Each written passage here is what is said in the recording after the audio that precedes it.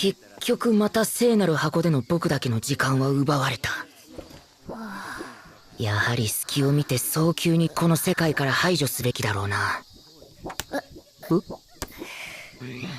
距離感つかめよ。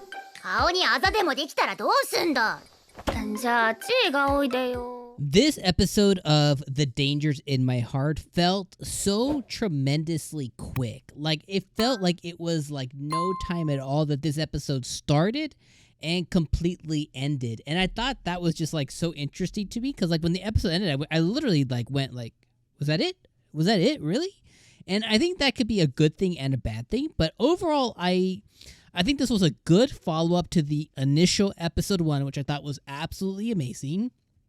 And one of the things that I think I really took away from episode 2 is, and we already knew this, right? But 𝐒𝐻𝐻𝐿, or whatever his name is or 𝐜𝐡𝐚𝐧𝐧𝐞𝐥, his inner monologue and his outward, what he is able to verbalize, are drastically different. And this dude gets nervous very easy. He has the same. I mean, he's a second-year junior high second-year kid. They're usually 15 when they graduate junior high in Japan. So he's 14, right? So he has the same tendencies as any other 14-year-old boy. He loves the oppai, right? He has a big, strong curiosity. He gets excited very quickly.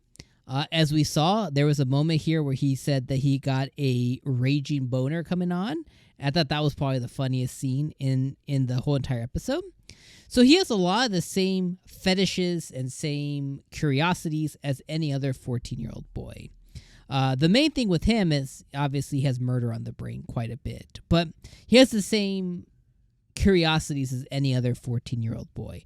So I think that's what this episode made me notice the most, is although he is very much over here as being very weird and odd, he's over here and being normal still, because he has a lot of the same interests or same curiosities as any other 14-year-old boy.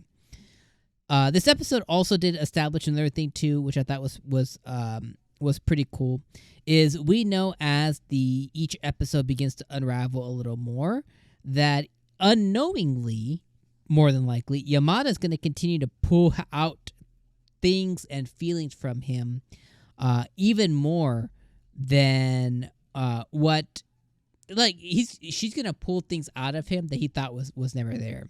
And I think part of it is because and Yamada's personality is very she doesn't quite get things right, but she doesn't quite get boundaries or space, or she may not necessarily think of things in a certain way.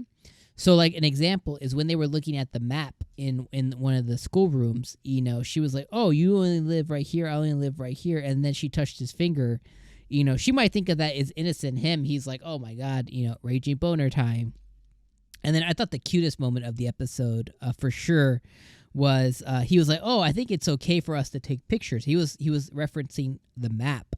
He was like, oh, I think it's okay for us to take pictures. And she's like, yeah, no problem. Let me see your phone. He's like, well, why? And she takes the phone. She's like, selfie time. And she takes a selfie with him. And I was like, it's so cute. So I think, one thing that it establishes as the episodes continue to go on is she's going to continue to pull things and feelings out of him. Now, will she begin to feel a certain way towards him? It's unknown for sure. I do hope that we get there. I do hope that maybe she begins to see him in certain ways too, but it's really hard to say. For now, I will say this is a one-way street with Ichikawa feeling some towards a hatred but love at the same time. Because no matter what he says about her invading his space, invading his sacred place in the library, being an intruder, thinking of ways, regardless, his eyes continue to follow her constantly, and he begins to want to tail her and follow her, make sure she's okay, and all these things, right?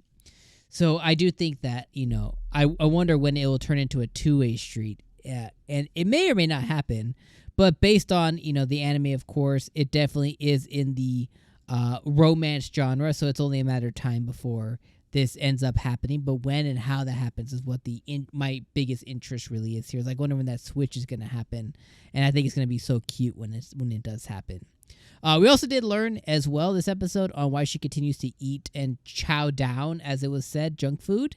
Apparently, her friend in the anime, her best friend, is allergic to most junk food, so she goes and puts herself away from her friend, so her friends have to see her do it, and she chows down on junk food.